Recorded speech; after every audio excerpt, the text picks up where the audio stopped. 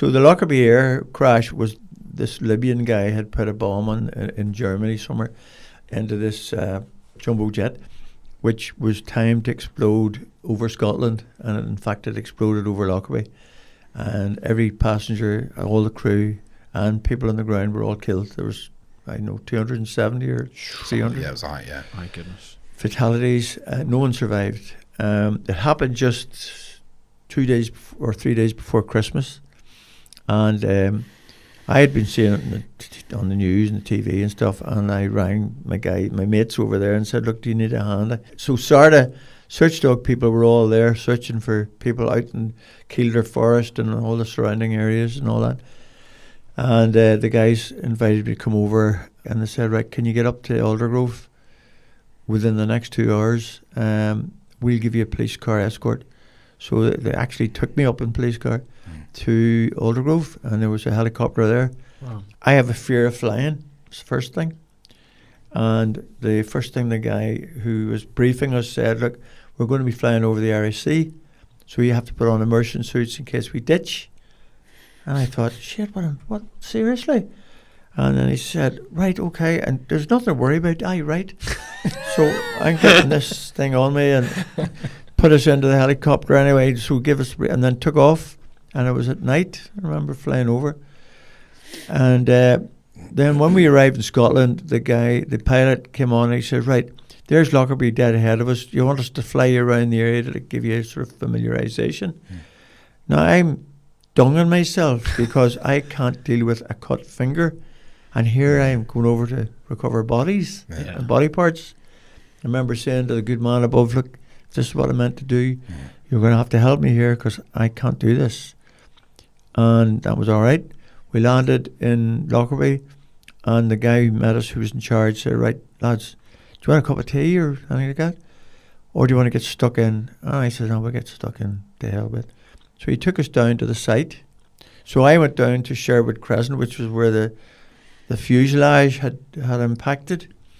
And I met one of my mates from Wales there, a fellow called Roland Leyland, and he said, right, so you've got Pepper with you? And I said, yeah. Has he ever done any work with dead bodies? No. Hasn't a clue. He said, well, you see that hedge over there? And I looked across where he was saying, and there were all these like ribbons blowing in the breeze. Take him over there. He says, that's all human remains.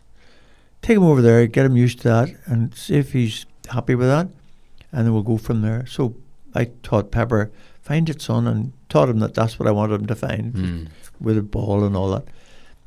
No bother, he switched on to it very quick, and then he says, right, if you make your way down to, just down there, he said, and he pointed about 100, 200 yards away to where the crater was, and he says, go down there and talk to one of the cops, and he'll tell you what he wants you to do.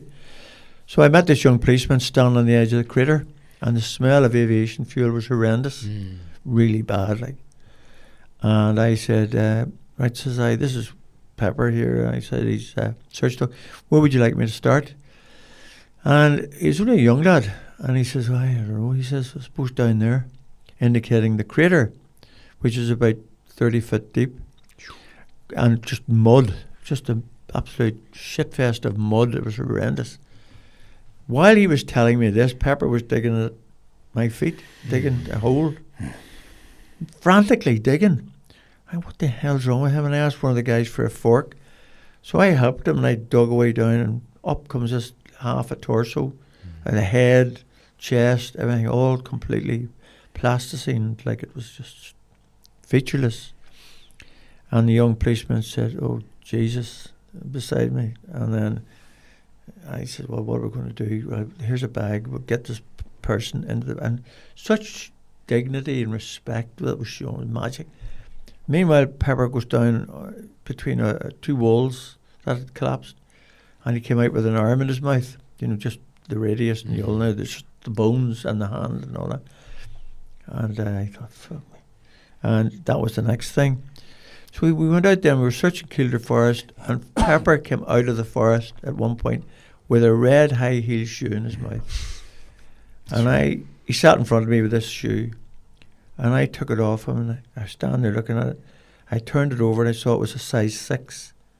I'll never forget that. And I thought to myself, there's a young girl who's been wearing this. You know, who was she, and what's her mum and dad going to think, and blah, blah, blah, all this. And then I ended up getting really upset. And wee Pepper jumped out much to say, like, come on, Dad, let's carry on. Yeah. You're right, son. And I told the professor this at Queen's. This is all before my PhD viva. I ended up in floods of tears. I couldn't speak. Because of that red high heel shoe. Yeah. That personalised what I was doing. Up to then, it was totally impersonal. Yeah. I got the strength that I had asked for to do what I was doing. I mean, Jesus, like, it was just amazing what I was able to do. And we were finding, well, I won't go into the detail, but anyway, it went on for 5 days, and then we came home. And when I came home, my wife and all, they had kept Christmas back for me, like, so Christmas dinner. And my sister-in-law was there, and I remember her saying to me, Neil, at one point, Neil, what was it like? And that was it. I had to walk out. I couldn't talk about it, right? For 3 years, I was thinking I was going mad because I would blow up at the slightest provocation. I was very emotional. I couldn't smell fumes from a central heating boiler because it reminded me of the avgas. Cracked up. And there was a song I had heard on the radio, Softly As I Leave You Now. It was a male voice choir. I couldn't listen to that song without ending up floods of tears. And I thought, fuck me, I'm losing it. And then I decided, somebody asked me, would you train as a counsellor? And I said, why would I want to do that? Marriage guidance counsellor, and you'd be the right man for that. Oh, fuck off. Like, what do I know about that? But I said, okay. And I went away and I did this training as counsellor. And then the professor said to us one day, she says, she was Ruth Leach, a wonderful professor at Queen's, and she said, I want you all, and I'm not touchy-feely, and I can't get into all this emotional stuff and all that. I want you all to imagine you're a tree, and picture yourself now as a tree, and I want you to just put your pencil on the paper and let your pencil express your subconscious mind and draw whatever it is you feel that you are. What a load of crap, I'm thinking to myself. And I just said, Neil, I noticed you haven't done anything, she says. And I said, right, Ruth, I'm sorry. And I just put my pencil on the paper and it started to draw 2 trees, 2 fir trees, right? And they were on a hill. And the higher tree was intact. The lower tree was broken off at the top and was leaning against the other tree. And I hit it. And she says, I want somebody to volunteer to put their drawing up on the board and we can discuss it. And I made sure mine was well hidden. Neil, can I see yours? She said. And she pulled mine out from under the things and put it up on the board. Now, she says, would you like to explain that? Why were there 2 trees? I don't know, Ruth. She says, think, she says, why are there 2 trees? For example, who's this? What's this here?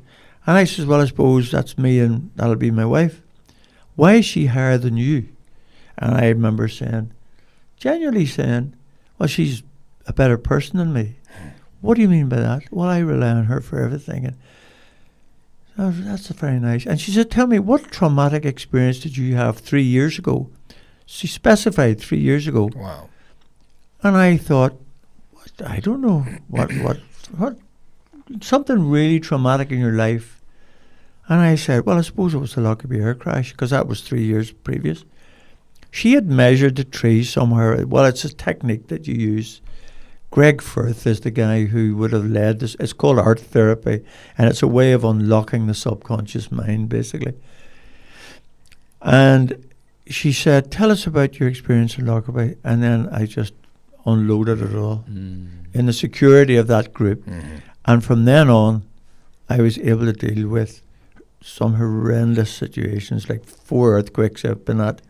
I've been at a helicopter crash where there's body parts all over the place.